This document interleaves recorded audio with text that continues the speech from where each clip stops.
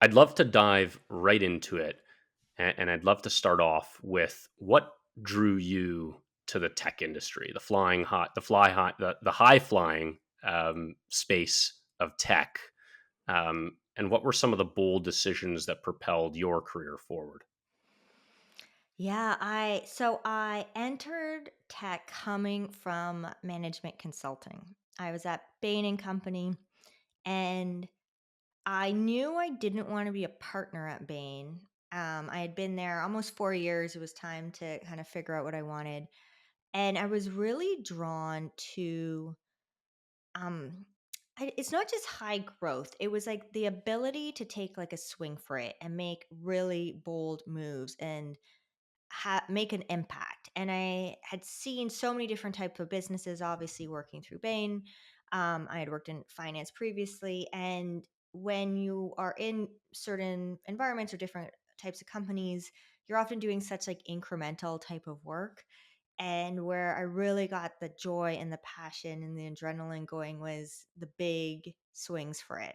And there's nothing more fun and no place where you can do that more than in the tech industry, which is changing constantly. And especially at a smaller size tech company where, you have the ability to like absolutely impact the direction of a company. And so that culture and that mindset drew me to the space. Got it. So you're drawn to joining something a little bit smaller, potentially, where you're a little more hands on, having more impact. And correct me if I'm wrong, from Bain, I believe you joined Airbnb. Is that correct? I did. Um, and at the time, Airbnb, I think they had just gotten a valuation of, I want to say like 4 billion or something, 5 billion, which I thought was huge, which I don't know what they're at today, but it's like tiny, tiny compared to what they were at. Sure. And we were this tiny little team in Canada. And it was actually a bit controversial for me to join. Like at the time, if you decide to leave Bain, what my colleagues would do was, take a VP job at a bank or, go into private equity or whatnot. And I took on paper a step down, a step back, because I really wanted to get into tech. And in tech consulting, like they appreciated that you work really hard and there's a certain you know um degree Rigor. of analytics and rigor and Yeah. whatnot that comes with it, but there's also like a um feeling like, oh, but do you get your hands dirty? You're a consultant, you're going to take my watch and tell me the time. And so you have to kind of break that stereotype and be able to prove yourself. And I really wanted to get in, and so I was willing to sort of take whatever role that I felt would be fun, but it didn't have to have the big flashy title or didn't have to have like the big pay the same way. And it did get me in the door. And once you're in tech forever. And I never regretted that. But it looked a little bit unconventional on paper compared to, what a lot of my colleagues were doing at the time. I remember we would have like folks walk in from the street thinking we were like a travel agency wanting us to book like travel trips for them, because it obviously there was coming up brand recognition but just nowhere near where it is today.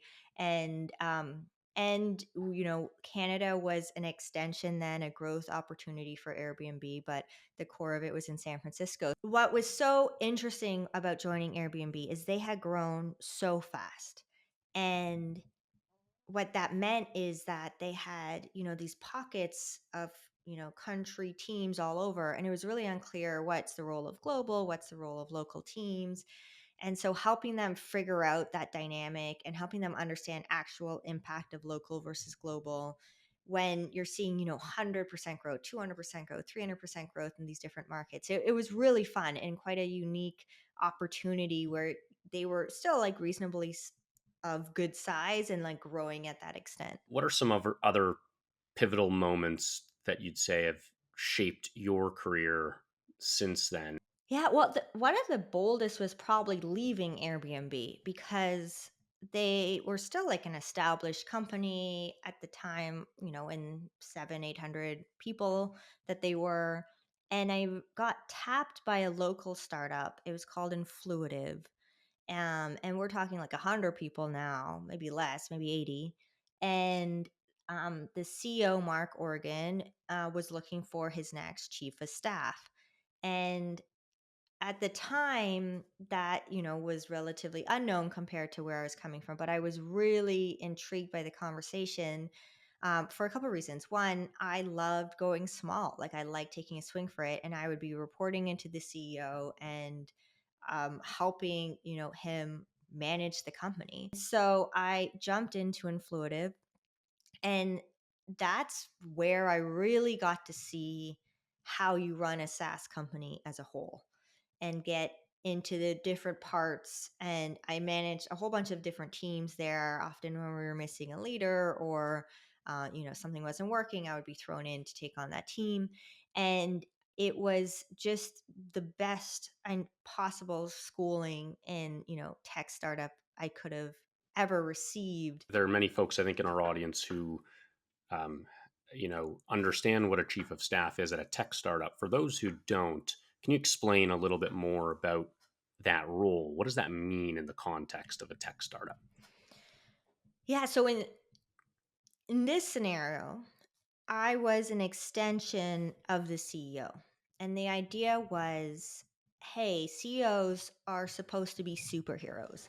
They're supposed to be everywhere at once, incredibly good at every single possible thing, whether it's, pitching the board, selling to customers, managing teams, setting goals, keeping folks accountable, creating the vision, whatever, everything.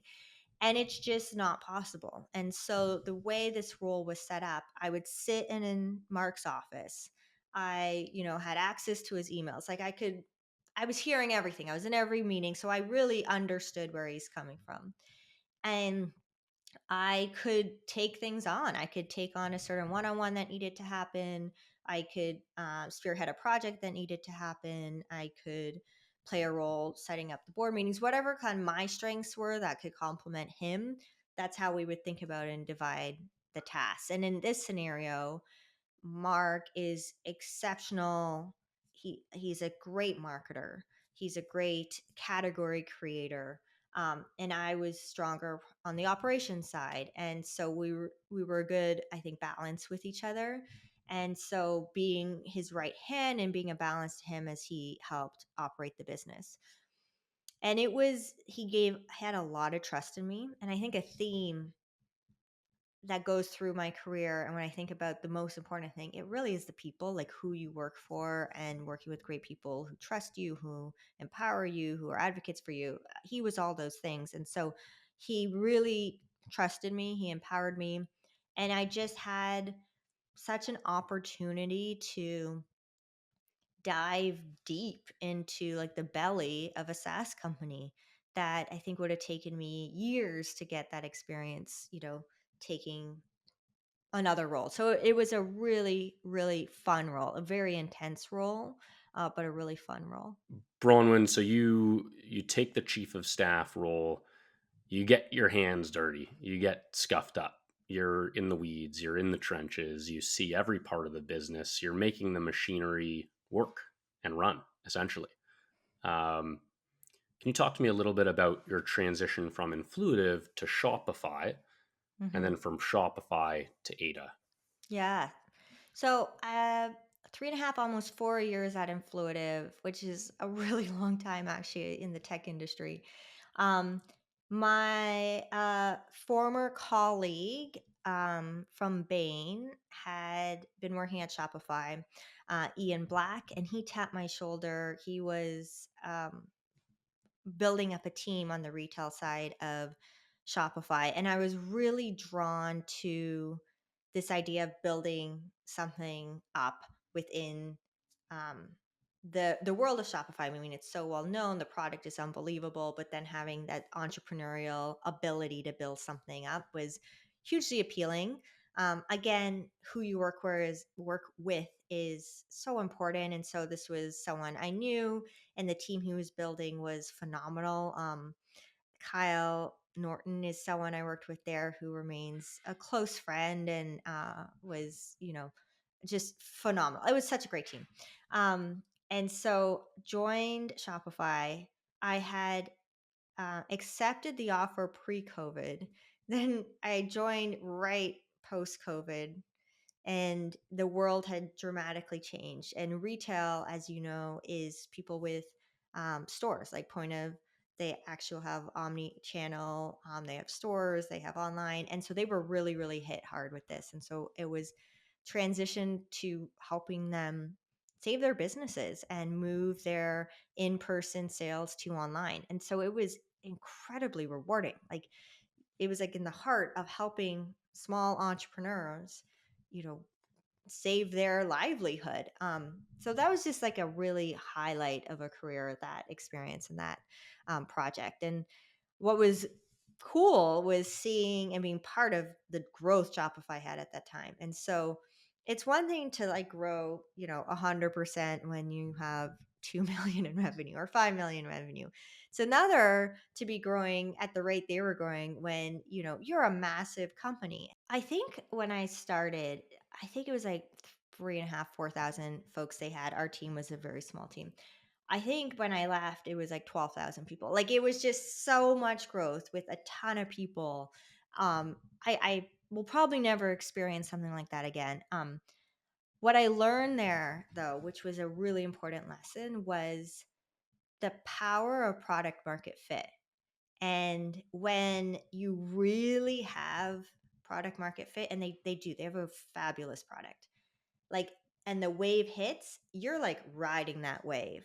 And when you are feeling like you're pushing something up a hill, probably because you don't have it quite yet. And so that was like a really important feeling to understand, of like, oh, this is what it means. And I'm not saying people weren't smart or working hard. That, of course they were. They were incredibly bright and working really hard. But like, you could work equally hard at a place that didn't have product market fit, and you just were not going to get the same results. And so it was a really important sort of lesson. And so when I left, they had just gotten really big, and I was now kind of sucked into the beast in a new role, heading up merchant experience for Canada. And I missed being smaller again.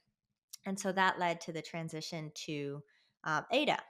And at the time, and it's still my framework. What I look for is like good people, a mission I believe in. I believe the market can take off and take place. A lot of companies are widgets, and they should be widgets, and there's nothing wrong with that. Not many, I think, can be a platform or can really grow into something unique. And so I firmly believed in their mission, in what their belief in AI. And so I was excited to join. And um, Ada, and tell me a little more about Ada. What is Ada? What was it when you joined?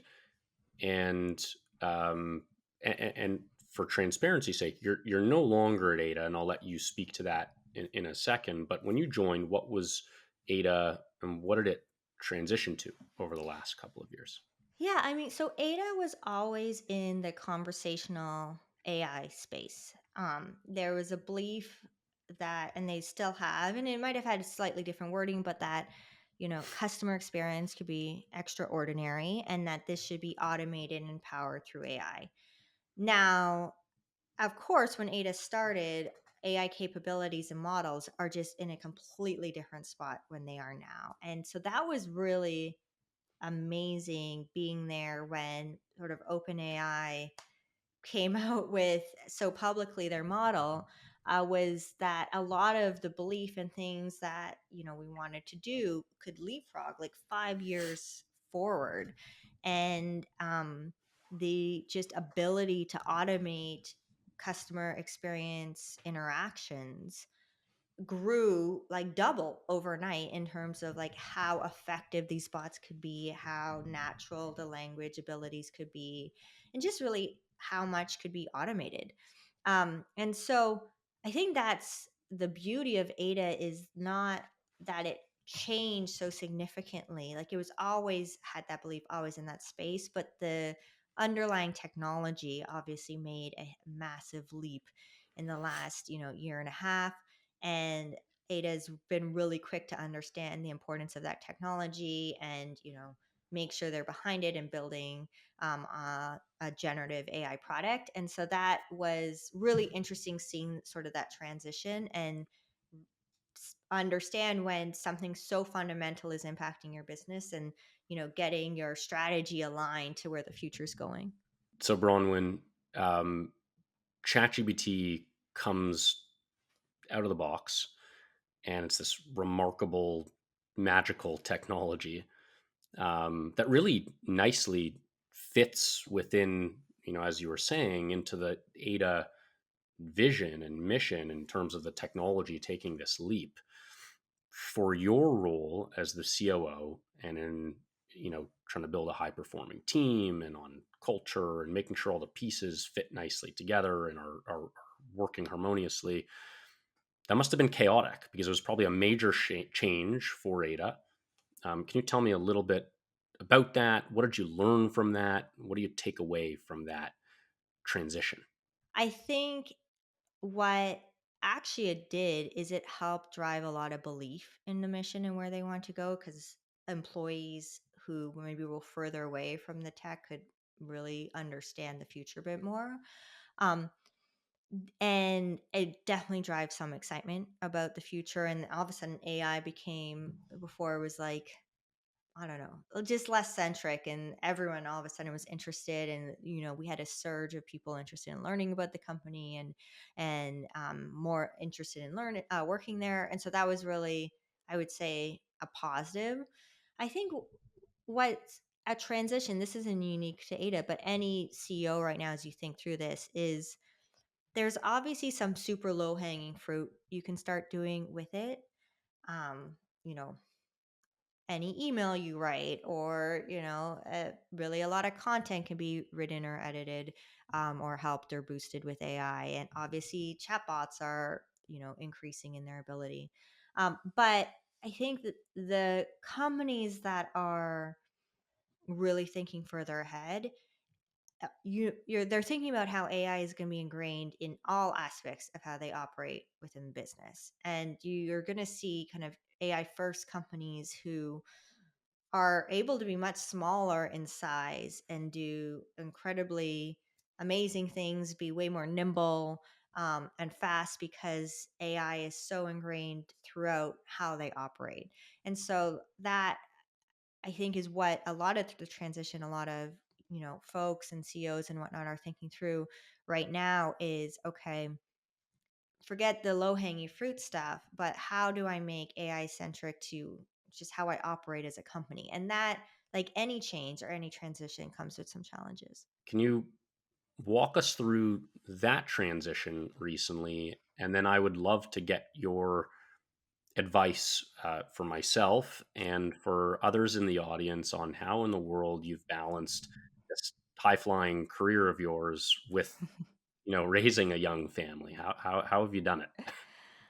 Ah, well, I'll try to give advice. I don't always know if I've managed it, but what I would say is, I think when you're in tech and you're in these high growth companies or high change companies, they're intense. They're intense jobs, and to do your best, you have to put your like whole heart and energy in it. And I think that the people I've seen who've had like long careers in it have understood it's a marathon and not a race, and they've been really smart about interjecting sort of breakthrough and not leaving all retirement to the end. They sprinkle it in throughout, and I think that's important. And I think that you know obviously not everyone can, but if you can create the space to fully stop thinking about what you were before, realize your passions, bring back your creativity, it just helps you bring your full self to whatever it is you do next. And so I think that's an important piece, for anyone when they're sort of thinking of their career. And I've managed a couple of people teams now in my career, and I'm always so shocked how many people don't even take like a day off in between like jobs. And I just think that creating, like, not even having a week where you're not on call for Slack for your brain is so great and restful to get that. And so if you can, carving in those moments to, you know, take a step, take a breather, I think is really important. And so I'm excited to be in that phase right now. But I have two little kids. I have a 2 year old and an almost 5 year old. And then my husband is also an executive in tech. And so we're a busy bunch. Um, and I don't I think I don't know if we always have great work-life balance. In fact, I know we don't always have great work-life balance. And I think it's important to say that. I was talking to a friend who was saying, "Oh, I don't know how like you and your husband do it all. Like we're really struggling." And I was like, "What gives you the impression we don't ever struggle either? Like everyone struggles. If you have little kids, it's really hard. They don't sleep, and you have to be organized, and it's hard." But um, I think we have learned a couple of things that have made it easier. Um, so I think the first is that the you have to be really clear what is important to you and what you require for balance.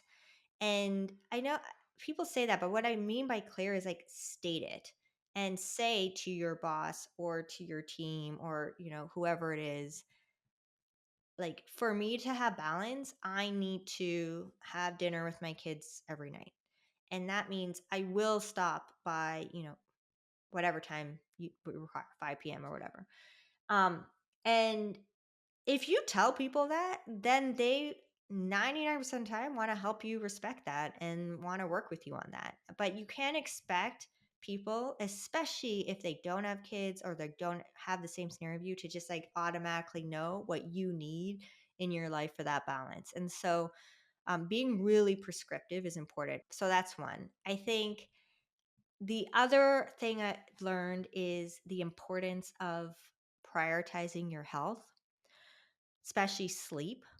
And um, does that mean that, I work out every day and I get a perfect night's sleep every day? Of course, absolutely not. But what I have learned is that if I go for stretches where I'm not healthy and I'm not sleeping and I'm not, eating out all the time or whatever, everything else in my life is harder. One of the things I talk about with people on, my reports or whatnot is um, I call it my bubbles. It doesn't really make sense, but essentially I'm like, write down all the things that are really important to you in your life. And then every, quarter or so, you really can only like prioritize probably three of them well. And so what are your three this quarter? And sometimes that's going to be work because it's an incredibly busy time. Always going to be my kids right now, like they're especially at this age. And then maybe it's friends or, health or your mom and dad or whatever. Everyone has their own things. It could be your passion, guitar playing. I don't know. But know what they are and then know what your calendar is and be shuffling it around so it sort of matches that. And it's without that purpose and intention, it's so easy for your, what you say you want your priorities to be to just not match what the reality For is of things to what's get going on. mishmashed together, and then you lose sight of Hmm. what really matters. And yeah, Totally. And I think the importance is knowing, hey, this is temporary. And in a month, 2 months, 6 months, whatever you want, I will re-look at this and I'm going to choose new bubbles. And I think that allows you the space to also say no to things because, okay, maybe I'm not going to join that intramural sports team right now because I'm just everything is so intense, but I can do that next quarter. And it's not because I say no now, it means it's never. So I think that intention and stating it is like very important. Bronwyn, if I can ask you one other question on the topic of family um, and being really successful yourself with a young family. I have a young daughter at home, and there are a lot of aspiring entrepreneurs or female tech executives or aspiring female tech executives who maybe want to start a family. I mean, how do you have any advice for them? For folks who, yeah, are building their career and want to kill it and are trying to balance that with, you know, everything Yeah. else. I mean, my advice is my belief, and everyone has different feelings and thoughts, and take my advice for what it is. But I like my family is such the most important, like most beautiful part of my life. I have no regrets at all about starting a family. If anything, it's like such a source of joy for me. And when something is so wonderful and beautiful, I like you'll figure it out. And so I think the first thing is like, if this is what you want, do it. Don't worry about, I need the perfect timing. I need, every duck to be in a row. These things do sort themselves out. And it's just so special of an experience and special of a relationship. And so absolutely do it. Um, and then there are ways you can figure out how to make this balance and how to make it work. But have some grace with yourself too. And I think that was probably one of the things that was harder for me was especially the first kid is, you're pregnant, you maybe don't feel great, you then have maternity leave. And so the fact is you are missing some time from work. And I was worried about falling behind or, not keeping up. Um, but life is long and careers are long and there's a lot that you'll do in your career. And not feeling like I'm on some race or I have to be in some perfect, step with everyone else for whatever reason. I think it creates unnecessary stress for women. And so giving yourself the grace to say, hey, I'm going to focus on this a little bit. Of course, career is going to become a focus again. And it's okay to create that space. I think that's important too. Um, and then, there's a lot more women in tech now. There's a lot more working women. There's a lot more, men who take paternity leave. It's a much more diverse group in the last, 10 years, I would say, and find your community. I have a great group of moms that are all, working with kids, and it's such a great source of advice and place to vent or whatever it is, and it does really help. And so finding your community of people who can support you along the way. But you, the I sometimes I hear people like afraid to start a family, and I just think you'll never regret it. Like it's just such a beautiful part of life. Bronwyn, over the course of your career and the different roles that you've worked in, the different organizations you've been at, you've been involved in building high performing teams and cultures. Are there specific, components that stand out to you in order to make that happen?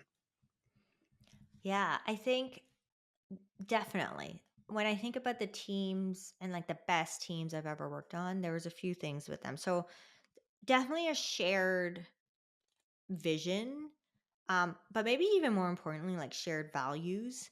And so when I think of like those super strong cultures and everyone's rowing in the same direction, they were clear on what they stood for, they were clear on what they were going for, and it was a group of people who were really unified around that. Um, and like one of the most important in that was kind of like a no asshole value, but like just good people who wanted to do good work. And I think it's easy for sort of, bad eggs to sort of weave itself in, and it can be really hard on a culture. And so being good at making sure it was a shared vision and really strong values is a part of it. Um, High performing teams, it had hard workers. And I think hard work it's like a skill, like any other skill. It's probably, it's a skill you can learn, but there's something about people who just default to action. They default to shipping things. They just have this internal drive to get things done. And really, when you find someone who is like a hard worker and they're tenacious, they often can learn the other things, if you give them the chance. And I think the teams that I had that were just the highest performing were just filled with people with just like that desire and passion of that drive within them.